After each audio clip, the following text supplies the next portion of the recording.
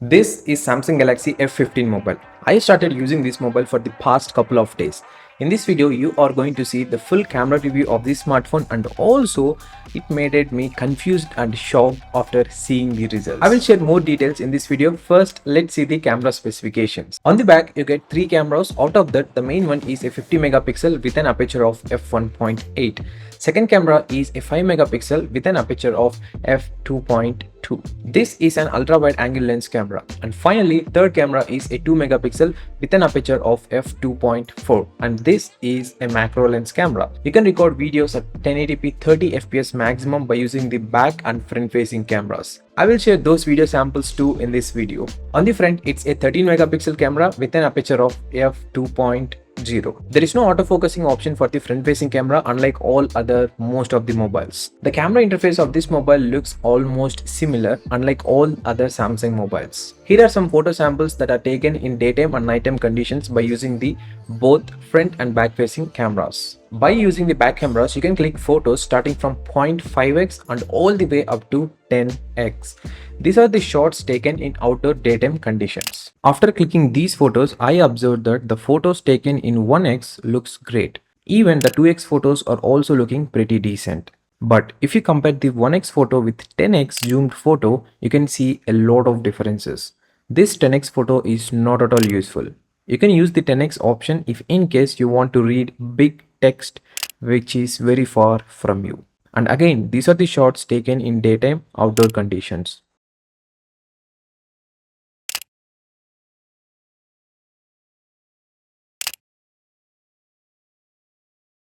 These are selfie shots, and if you want, you can click normal and wide photos as well. The first photo is a normal one and the second one is a wide shot. Apart from this, we cannot zoom the photo.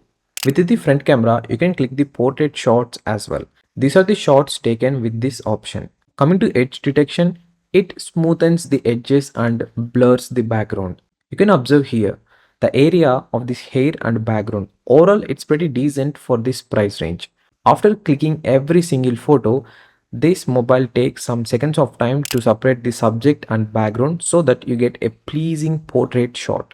Now, these are some close-up and macro shots taken with this one in daytime outdoor conditions. The photos are looking okay, but for the close-up shots, focusing problem is there. I observed a lot while clicking these very few photos. Also, you notice the colors as well here.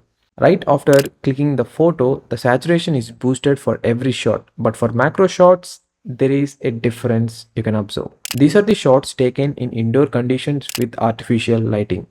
If you have a good and sufficient amount of light in indoor conditions, the photos are looking pretty decent.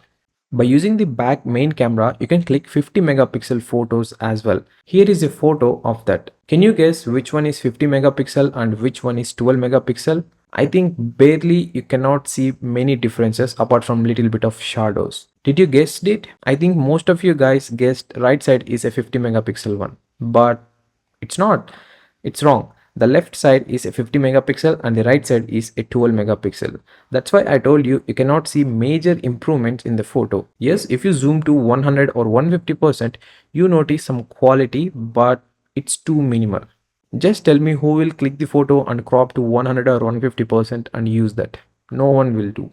These are some more selfie shots taken in indoor conditions.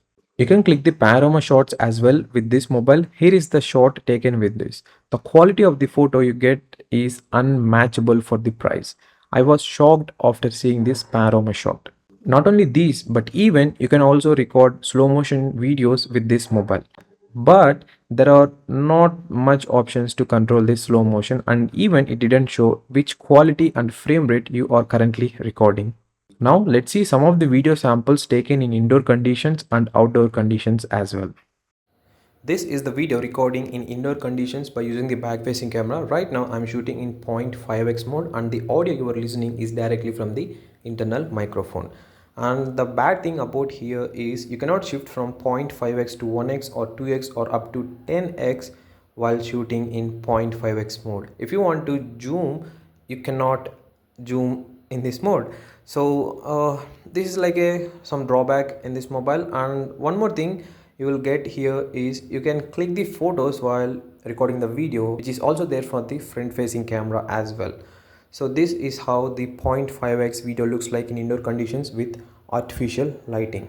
Right now I'm recording the same 1080p video in indoor condition with artificial lighting, but now it is in 1x mode. Previously I did in 0.5x. I stopped the recording of that video and again I started in 1x.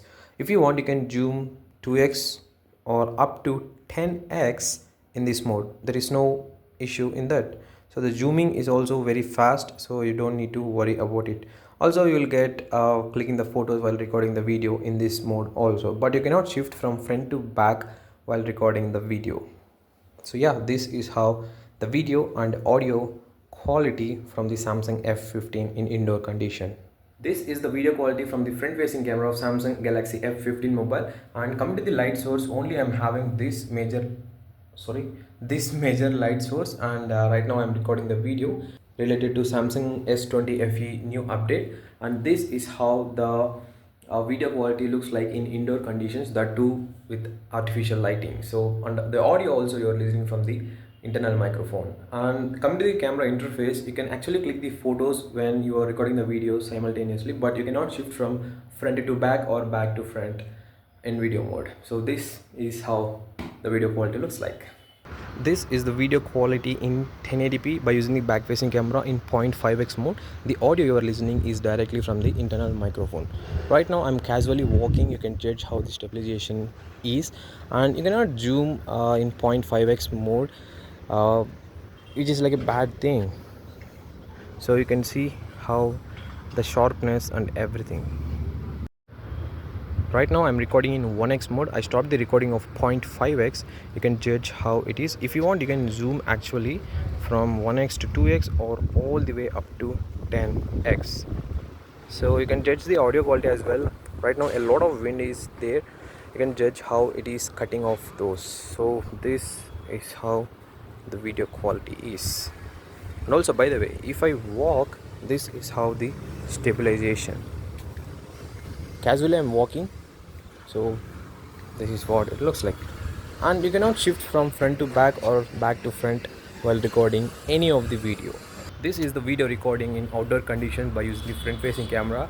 Right now I'm facing towards the sun. Towards the sun. So this is how the video quality looks like. I think the video is looking absolutely good, even though it is in 1080p, but you miss that little sharpness.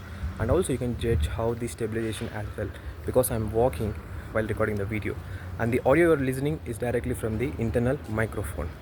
So this is how it adjusts the exposure as well as the audio levels. In the camera app, there are a lot of options available.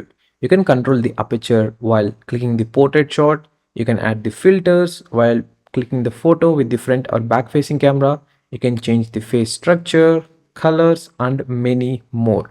These all options are self-explanatory. You will know once you click that.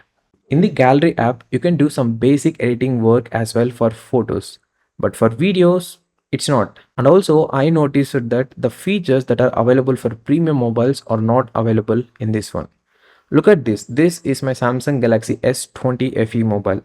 In the videos, you can do some basic things like you can crop it, or you can do the color correction, increase or decrease the brightness, contrast, saturation, sharpness, and more.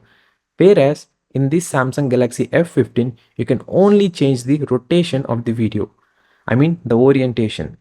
I think due to budget category, they compromised these features, but what is the use of this? I'm asking to Samsung. If in case you want to cut down the price, just remove some of the specs or some features, or else come up with decent build quality. But why you are removing these features in the applications that are very basic and necessary for everyone? These are some night shots taken in outdoor conditions. You can observe that the night photos are not at all good as compared to daytime photos. I'm not talking about the lighting, I'm talking about the quality here. The 1x photo looks pretty decent when compared to remaining shots in nighttime conditions. These are the two photos taken with and without the night mode option. Again, you won't see much differences between these two. These are some selfie shots taken in outdoor conditions in nighttime. There is a screen flash option is there for front facing camera. The selfies are looking pretty decent even in very dark or no light conditions with this screen flash. Now let's see the videos taken in outdoor and indoor conditions by using these cameras during the night time. Hey guys, currently I'm recording with the back facing camera in 0.5x.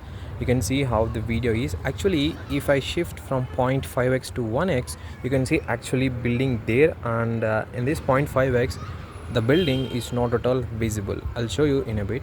So right now you are seeing the 1x video and you can see that building, that is the building I'm talking about. In 0.5x we cannot see that. So if in case you are shooting videos in nighttime conditions in 0.5x means you see a lot and a lot of disturbances. I mean, you cannot see the actual photo, a lot of darkness is there.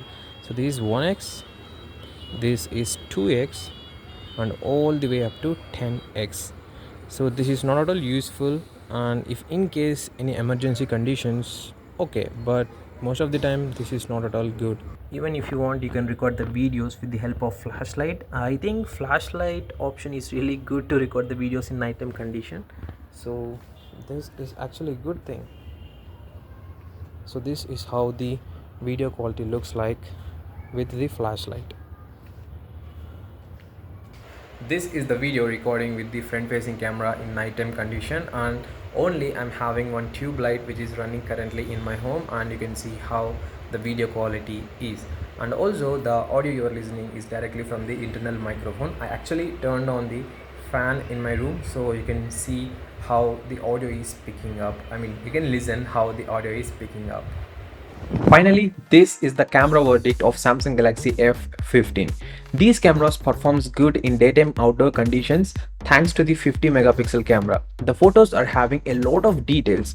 Apart from that, remaining all daytime shots are pretty average. That includes video as well. When it comes to nighttime conditions, the straight answer is no if you are going to click in very dull or less light conditions. If in case you have sufficient and decent amount of lights, the photos come close to medium range, but you cannot expect the great quality like the daytime conditions. Overall, these cameras are good and performing good in daytime outdoor conditions, and in remaining all segments they are performing pretty average. If you want to know how this mobile handles games, click this video. If you want to check how much time does this 5000 mAh battery takes to charge, click this video.